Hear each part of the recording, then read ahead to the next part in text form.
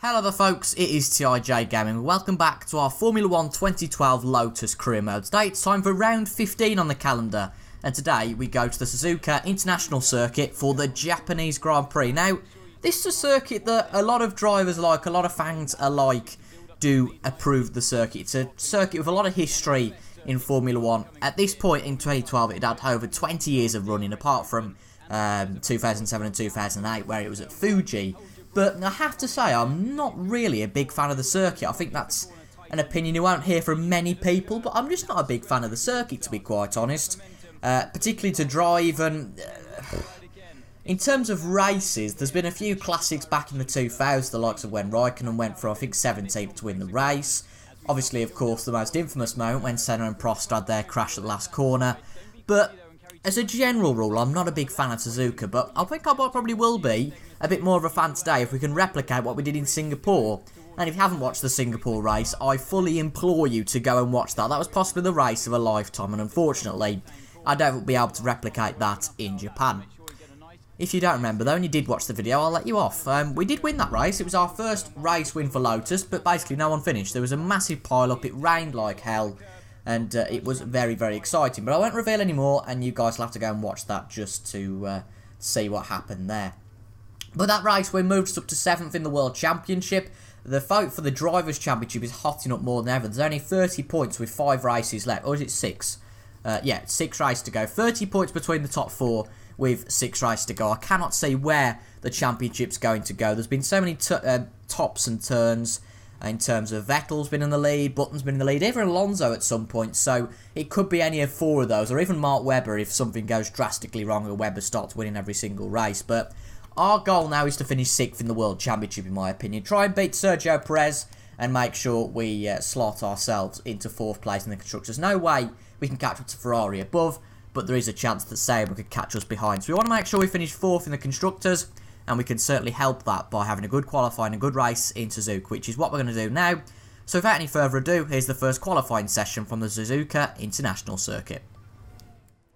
The first lap we did wasn't the worst effort ever. It was a 1:36.4 compared to the rest that's done a 1:36 dead. And we do know that based off previous races, there does tend to be some sort of mixture and mix-up in the grid in terms of Q1. The cream never really rises to the top in Q1, apart from us, of course. But hence, I'm not really too worried about the time we've just done. But our first sector on this second lap was about half a second off what we'd done before, hence why I'm just slowing down, preparing for a flying lap next time round, and just getting past this traffic. As you can see, it's way off the lap is now, so we're going to do one more lap, see how it puts us, but if we can't improve on that, we might as well just come into the pit, see what happens, and if we need to come out again, we will. We're quite a way up in Sector 2, which is really encouraging, about 2 tenths up on our personal best, and just up on Di Resta. Can we continue that into the last sector? We do struggle at some of the last sectors of tracks, and we've got a bit wide there, that's not going to help. And what's the lap going to be? It's a 1:36.3, and we really pushed on that attempt with less fuel, so I think, to be honest, that's probably what our potential is on this stint. Of course, we can't do any more laps anyway because we haven't got the fuel to do them, but I'm feeling fairly encouraged. Not very encouraged, but fairly encouraged, and I don't think we'll need to come back out again in Q1. I may well be taking a risk here, but we're quite close to the drop. Bruno Senna and Vernon within a tenth of us, and they are going out for laps, and I'm gonna stay in because I don't think they're gonna beat us. But they both beat us in the first sector, but they're 3 tenths off in the second sector, and it looks like that decision that was made was good. We didn't waste another set of tyres, and the other drivers couldn't improve. So going out in the first session, we've got the usual 6, and Marussia winning that battle. Caterham a little bit lower down than I'd expect, and Bruno Senna is the unfortunate casualty of this session. But at the top, it is the cream that actually rises to the top this time, to be fair. The top 7, pretty much a lineup that you'd expect, apart from perhaps Rosberg, Massa, and ourselves. And hopefully we can put a bit of a better lap in next time round, a little bit like we did at Monza, to make sure we do get into Q3. I've got out there early in Q2, and we're going to do exactly what we did in Singapore in Q2. We're going to come out with low fuel, just do one flying lap, and hope for the second race in a row that puts us into Q3. This hasn't been a fantastic lap, but I am encouraged that Kimi's doing a fast lap behind him and we've pulled away from him. But Sector 1 was quite scrappy, but apart from that, we have improved over the lap. What did we get last time? It was a 1:36.3. Can we get any improvement from that? We can. and it's a 1:35.6. We've beaten both Hulkenberg and Raikkonen, and that looks quite encouraging as a banker lap, but if we need to come out again, we will. But I think there's definitely time to improve, and considering how we're a lot further up on that Q1 time, that's very encouraging to see. I don't think I can really risk it again, can I? Look at this, we're right on the edge. Depends if they can improve, but they are much better in the first sector than me. I think everybody, even Ricciardo, has set at best first sector compared to me. We're going to stay on the same tyres. That might be a bit controversial, but there's still a life in them, I think. We're going to do another one lap and just see if we can get any improvement on that first lap that we did. And to be fair, even if we don't, we might still get into Q3. And yeah, we still are there for the moment. A bit interesting that Sauber just got out of the way there. And we're going to do one flying lap. We've only got time to do one flying lap and the fuel. Let's see if we can improve A in Sector 1 and B over the whole of the lap. How about that then in Sector 1? 5 tenths quicker than what we did before. We're a little bit out of shape going to those corners after Sector 1. I think it was just because we were pushing that hard, but we certainly haven't lost half a second there. And if we can keep that up over the lap, we're going to be well into Q3. Really impressive there. Oh dear, somehow we've lost time in that second sector. That's not the best way to take that corner at all. But I don't know how we've done that. I think it must have just been when we were out of shape coming into those 2 corners after Sector 1. I'm really not sure, but I don't think we're going to improve here. But luckily, doesn't look like the guys behind are either. So even though we improved in Sector 1, that's more like a time that we set in Q1. Very bizarre, and I'm glad that we used the same set of tyres there. And I think, yeah, everyone else is in the pits, so that's us through, I think. Unless something bonkers happens to Q3. Let's just check. And there we go, we're through to Q3. Small margins again, but a few shocks there. Kimi's gone, a Sauber's gone, and a Ferrari of Massa. Both Force Indias and both Toro Rosso's gone. So we've got both Red Bulls, both McLarens, a Ferrari, both Mercedes, a Sauber, a Williams, and a Lotus in Q3.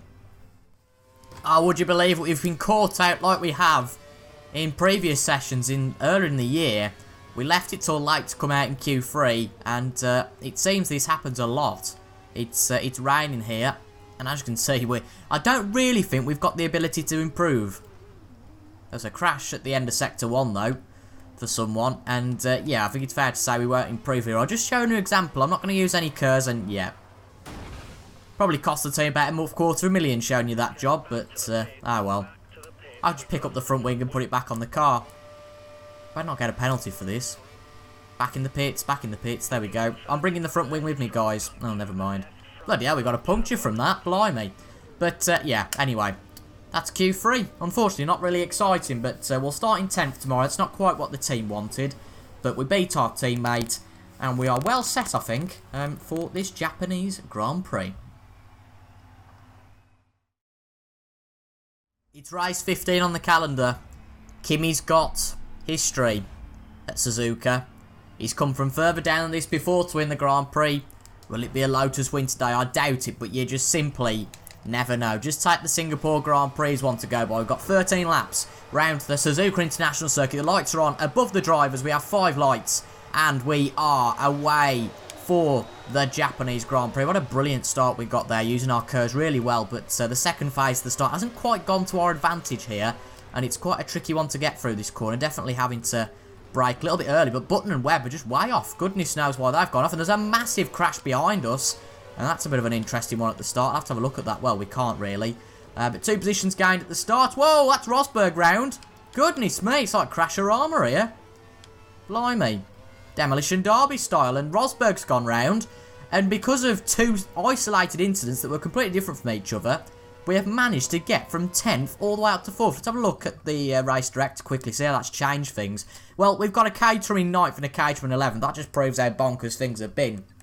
But looks like our teammate Kimi got caught up in that, which is a bit unfortunate. But this grid seems to be very mixed up now. Button and Webb went off for no reason, really. But the top 3, the top 2 have stayed the same. And then it's Hamilton 4th, us in 4th, but Petrov in 9th. Unbelievable. But I think it might be a quiet race from here on in. I hate to break it to you, but well, if we can finish 4th from qualifying in 10th, I certainly wouldn't be unhappy with that. But just look at the top 3. They've gone already, and I think we know in our heart of hearts probably haven't got the pace to keep up with that top 3 in this race. It didn't click before. The championship's going to change yet again. It's the top 3 in the championship. Well, 3 of the top 4 apart from Button. And Button was top of the championship going into this, so his British teammate Hamilton can help him out by winning this race, but if not, Alonso and Vettel, I think, will both, unless Button gets any points, overtake Button. And this just proves how crazy this championship is proving to be. But the first time this season that there's been a big incident at the first corner. But once again, no safety car. Very bizarre. There seems to be a bit of a train building up behind me, which isn't really the best thing to happen at this stage of the race. I must admit, I've been really scrappy. Oh, that's another driver out. There was 23 left. Now there's only 22. Who else has dropped out of the race? Maldonado and Di Resta. Maldonado qualifying well as well. That's a shame. See Maldonado gone there. But we had... Oh, blimey. I thought Perez was going to go up the inside of Schumacher there at the tight corner. That would be a little bit of a surprise. But I must admit, I knew I hadn't got the pace of the top three. But we've been a bit scrappy so far. We've been out on in the gravel a few times. And onto the curbs a few times as well. Which sent us a little bit unnervy. But we're doing okay. We're still in 4th place. As we know on this game, it's fairly easy to defend, but it's certainly not easy to defend if they get past you on a pit stop, and that's probably what we'll see next in this race, unless anything dramatic happens. But I think we might lengthen our stint. I don't know, I might lengthen the stint to lap 6, just to make sure that our prime tyres are a little bit fresher, because this race is going to be quite tight, I would say, and we need all the tyre grip we can get to finish as high up. And to be fair, we've got a bit of an opportunity here. A lot of the big runners are far down in the grid, so we've got a good opportunity here, even though it's not for the win like last time, but all the same to pick up good points for the team. Is it just me, or does it start? Is it looking a little bit dark all of a sudden at the track? We've gone way wide there.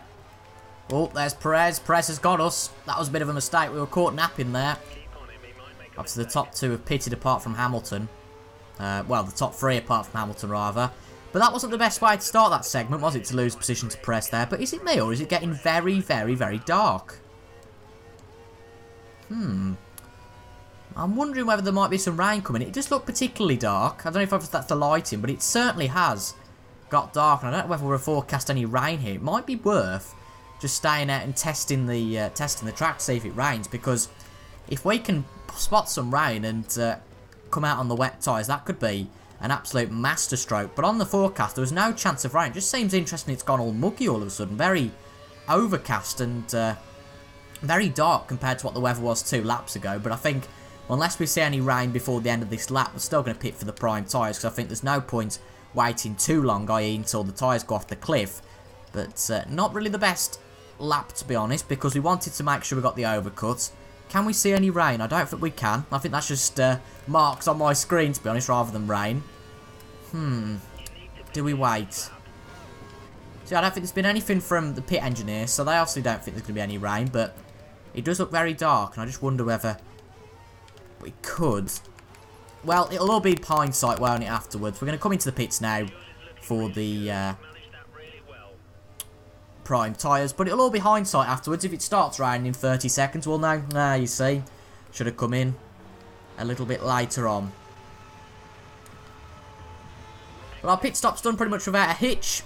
Hopefully we'll come out in the same position we were before. Perez has jumped us, that's fairly obvious. Here's Schumacher, though, on the start-finish. We're going to be able to jump Schumacher, use all of our Kers. And there we go. I'm just checking that is Schumacher behind.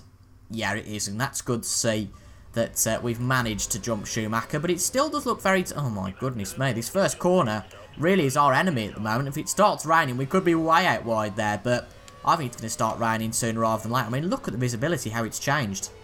Very interesting. We could have the same we had in Singapore. We could have some rain here.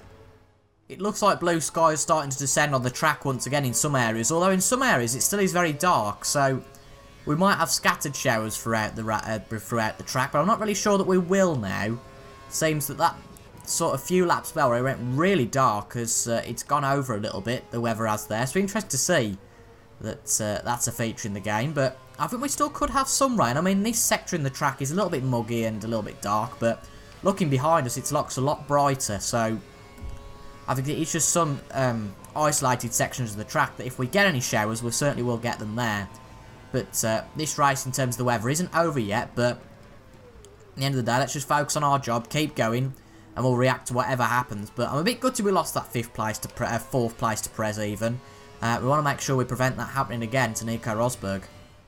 That was a cracking lap, a second quicker than what we've done previously, and it seems we've lost Rosberg a little bit, and we've actually got focus. We've got past this, well, it could rain, we could have a chance here mentality, and we've just got into it and made sure that we've produce some good laps. And if we continue that, I think we are going to easily sail to 5th. And unlike the last race, we're actually going to get 5th without having to sail to it like we did in the last race. And if you haven't watched that Singapore Grand Prix, you really need to go and watch that. Because it was about this time in the race where things started to get exciting. I hope this is the same for this race, but I think we can just consolidate this 5th place and be very happy with the results considering we started down in 10th.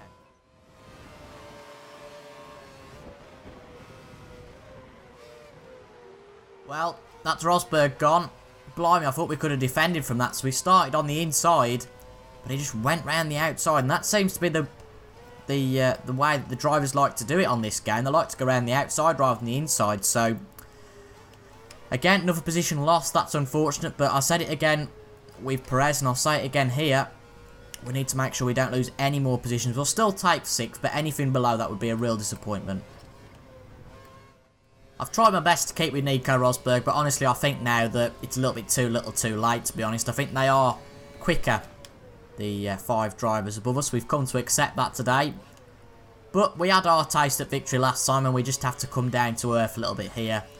But we've had a decent race. It's been quite a quiet one, I have to say, since the start. It was an action-packed start, and I think that's about all the action we really got in this Grand Prix. But some races, it's all about consolidation.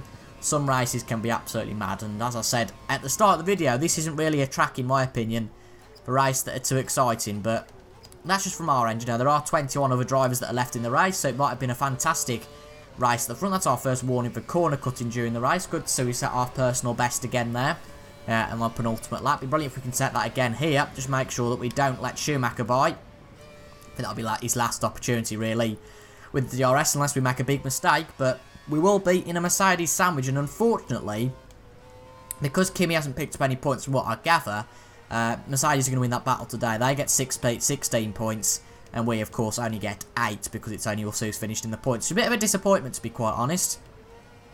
Really, we started to pull away from Mercedes last time out. If we'd have finished 5th, of course, we'd have got 10, and they would have only been limited to 14, but that 2-point swing could be quite important come the end of the season. You don't quite know you don't really ever know how close it can be. But Mark Webber setting the fastest lap. He's not really been anywhere this race, and his title challenge is pretty much going to be deemed over, I'd say, after this Grand Prix, if he doesn't score any points anyway. But our rival not doing very well. Felipe Massa, nor did Button, nor did Webber, all caught up in that in that starting incident, and it's going to be the top 3 that enjoy the excitement of that today. It's Alonso, Hamilton and Vettel, whichever order I'm not really sure they're in. I presume it will be Alonso leading, but again, I'm not really sure. But no, it's Sebastian Vettel who wins the 2012 Japanese Grand Prix. The first win for Red Bull for quite a few races, I think. I think that McLaren won the Italian one. I can't remember who won in Belgium. That could have been Alonso. So it's been a long time, to be fair, since Red Bull have had a win in Formula 1 terms, particularly considering they dominated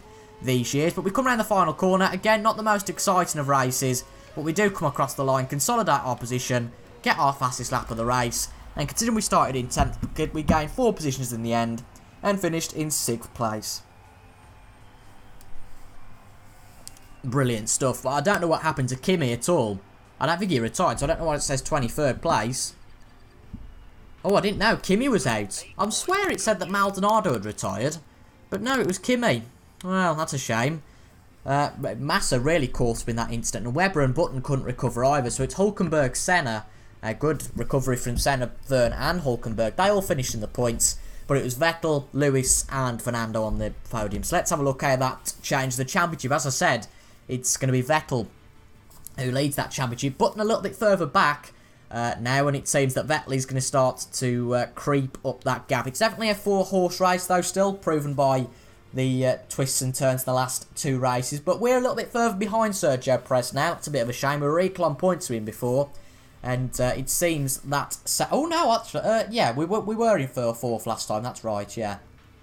But Sauber have started to get that gap back again, which is a little bit of a shame. But we'll take 4th place in that race. It was a solid finish, to be quite honest. I think we can be very pleased with how we got on there. Bit of a shame we couldn't replicate it with double points, but sometimes that just doesn't happen. But the team seems to be pleased. You're not going to win every single race, and I think the team accept that. Set quite a modest target for us today with 7th place. I think that start really helped us out, but nonetheless we were quite aggressive, took our chances, and although we lost a few positions before the end of the race, we got another good 8 points and strengthened our battle to become #1 driver for Lotus. So I hope you guys enjoyed that. That was a good race and very much a consolidating race after the big confidence booster with that first win of our career in Singapore. And next we go to Yongam, the Korea International Circuit, somewhere that I haven't raced. Oh, it's got to be 5 or 6 years now. Obviously, a track that's not on the calendar anymore, the same as India and Korea. I do like Korea. I haven't raced at the track for a long time though, so it might take a bit of a learning curve. But nonetheless, that's going to come on Saturday, folks. Make sure to subscribe to the channel if you want to get notifications to see that first. Comment if you enjoyed the video as well, and like if you enjoyed that. I always appreciate you guys interacting with the video, and I'll be sure to reply to any comments that you guys leave. So it's been a pleasure, folks, for you guys for joining me for this Japanese Grand Prix, and we move onwards and upwards to the Korean Grand Prix on Saturday. Thank you very much for watching, folks. I've been TIJ Gaming, and I'll see you guys next time. Goodbye.